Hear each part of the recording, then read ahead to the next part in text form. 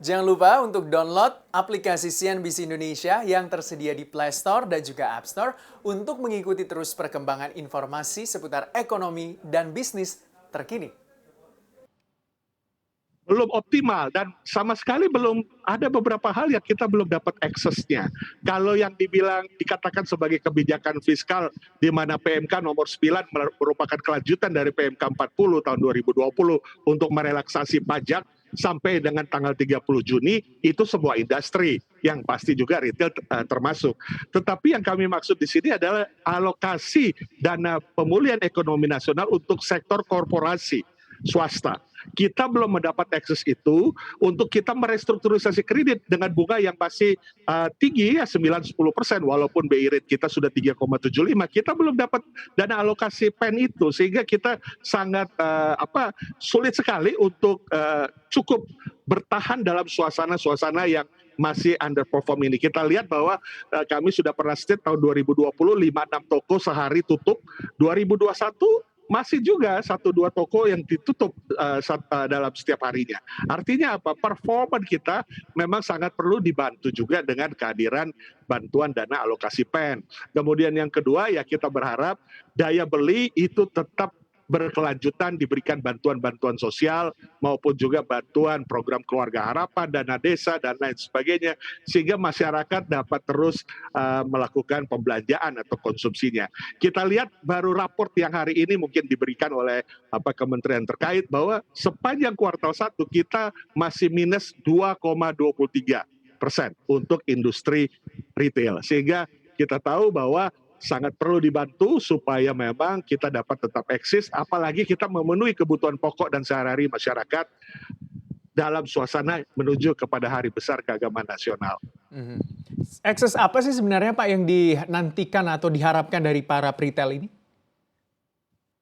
Paling sederhana adalah kami berharap untuk dapat merestrukturisasi kredit. Ya, sampai hari ini kita belum mendapatkan status sebagai sektor prioritas. APBN 2021, 7 sektor yang dijadikan prioritas, kesehatan, ketahanan pangan, teknologi, informatika, komunikasi, dan berbagai sektor, tetapi perdagangan retail belum menjadi sektor prioritas.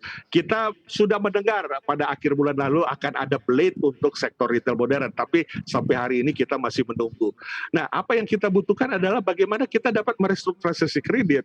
Ya, kredit korporasi kita masih signifikan nilainya dengan bunga yang signifikan. Kalau kita bisa mengakses dana PEN, tentunya bunganya lebih rendah dan kita bisa mengalokasikan pembayaran bunga itu untuk bertahan operasional di dalam suasana pandemik ini. Kemudian yang kedua berkaitan dengan operasional. Operasional kita masih berharap supaya operasional bisa normal jam 10 malam karena memang kita sampai hari ini 15 bulan tidak terbukti sebagai klaster pandemik.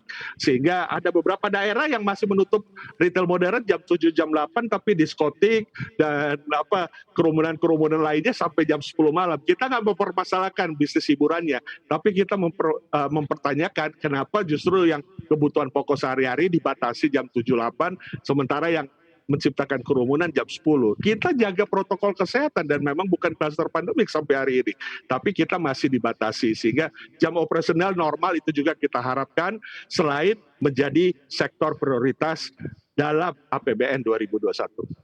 Oke, Pak, berarti pertemuan yang di Bali waktu itu dengan Menteri Keuangan dan juga bisa dikatakan untuk harapannya terjadi match begitu dengan para pengusaha perbankan atau industri perbankan supaya ada restrukturisasi utang, sampai sejauh ini belum ada follow up-nya. Ya, sarasehan yang dilakukan di Bali dengan kementerian terkait itu sampai hari ini belum terlaksana realisasinya dan kami masih memang kesulitan untuk mengakses karena selalu ditanyakan harus ada juklak dan juknisnya. Dan ini tentunya sangat memprihatinkan pada saat kita juga harus tetap membuka toko, ya beroperasional, menjaga ketersediaan barang dan kestabilan harga. Kita tahu dalam suasana lebaran ini yang paling stabil harganya adalah di retail modern karena kita diatur oleh pemerintah harga eceran tertinggi misalnya beberapa kebutuhan pokok masyarakat, daging, gula, beras, minyak goreng kemasan, kita harga eceran tertinggi. Dan tentunya kita menjaga keutuhan tersebut dibanding dengan pasar yang lainnya. Nah, ini yang kita berharap tentunya menjadi keprihatinan kita ini dapat didengar dan juga dapat diketahui oleh pemerintah sehingga kita juga dapat menjadi bagian yang terkait dalam sektor prioritas. Contoh yang lain sektor operasional saja. Sektor biaya listrik kita masih dengan pembayaran komersial B3. Sektor di mana kita yang menjaga kebutuhan pokok justru masih dikenakan pembayaran listrik yang sangat tertinggi ya, B3 dengan minimal pembayaran. Dan ini kita belum ada relaksasi untuk hal tersebut. Nah, inilah yang kita berharap tentunya dapat menjadi perhatian.